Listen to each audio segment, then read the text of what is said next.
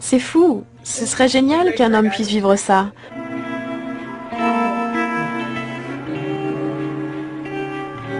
Tu as vu comme je le porte haut? Notre bébé doit être choqué. Tu portes pas un vrai bébé. Ce qui était hier un fantasme risque de devenir une réalité. Demain, grâce à une machine appelée utérus artificiel, l'homme pourrait faire un bébé tout seul. Absurde cette idée? Pas forcément. Il suffit de voir à quelle vitesse les mentalités évoluent.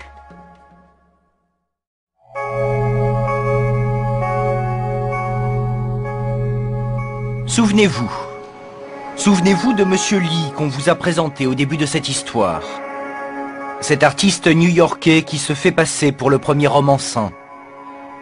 Les réactions à sa provocation ont été beaucoup plus partagées qu'il ne l'imaginait. J'ai reçu beaucoup d'emails, envoyés par des hommes aussi bien que par des femmes. Certains étaient très hostiles, alors que d'autres me soutenaient à 100%. Curieux, envieux, enthousiastes, ils sont des centaines, hommes ou femmes, à l'avoir contacté, tous prêts à tenter cette aventure digne d'un scénario de science-fiction. Je fais ça avant tout pour faire réfléchir les gens sur ce qui va changer quand les hommes pourront être enceints. Quelles seront alors les relations entre hommes et femmes? Est-ce que l'identité de la femme sera remise en question? Ou la femme sera-t-elle au contraire plus valorisée? Je ne sais pas quel genre de débat on aura, mais j'espère qu'il sera riche et ouvert et qu'il n'y aura pas qu'une seule réponse. Selon certains sondages, un homme sur 10 serait déjà prêt à tenter l'aventure. Je pense que la grossesse masculine sera possible avant que je disparaisse. En tout cas, si un jour ça marche, je serai vraiment heureux de tenter l'expérience. Je ne tiens pas absolument à être le premier, mais j'aimerais vraiment le faire. Et Monsieur Lee sait de quoi il parle. Il connaît le sérieux des travaux en cours. Alors canular ou hypothèse crédible? À voir. Ce qui est sûr en tout cas, c'est qu'aujourd'hui dans le monde, 4 laboratoires au moins travaillent plus ou moins directement sur l'utérus artificiel.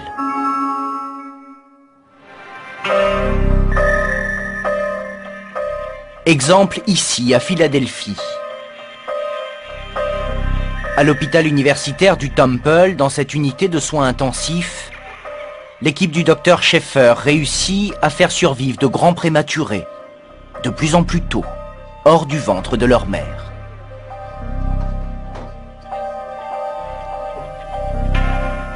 Le professeur Schaeffer a inventé un liquide révolutionnaire.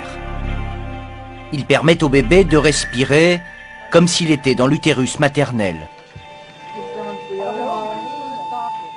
Son invention a déjà sauvé la vie de centaines de prématurés.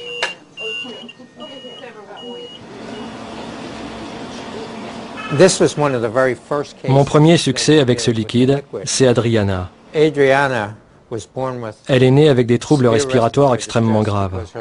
Ses poumons étaient vraiment sous-développés. Vous voyez là, on prend le liquide et on l'injecte dans ses poumons pour les ouvrir, pour qu'ils puissent se gonfler. Regardez ici. Ses poumons sont remplis de liquide artificiel, exactement comme ils seraient remplis de liquide amniotique dans l'utérus de la femme. Aujourd'hui, ce liquide permet de sauver des bébés. Mais demain, il pourrait très bien devenir une des composantes essentielles de l'utérus artificiel. D'ailleurs, des chercheurs japonais y travaillent déjà dans le secret le plus total.